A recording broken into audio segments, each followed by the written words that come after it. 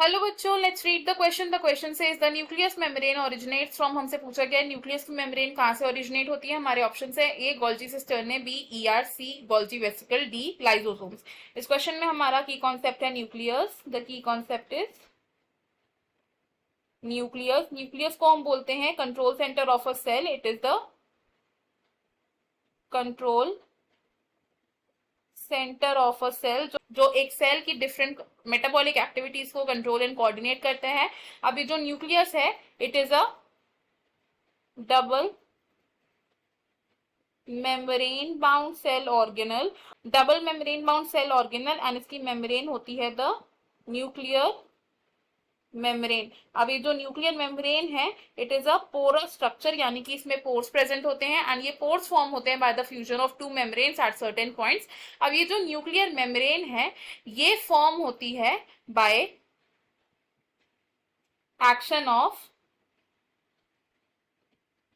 Endoplasmic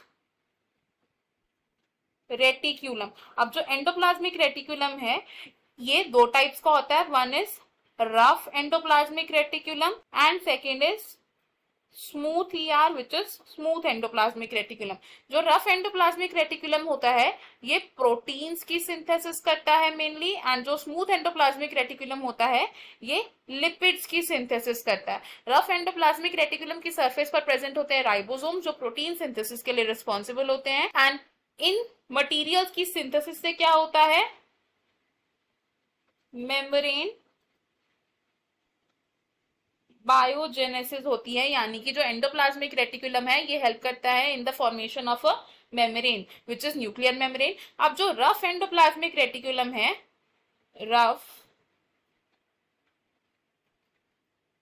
endoplasmic reticulum है, इसकी outer layer is continuous with the nuclear membrane. It's outer layer क्या है, it is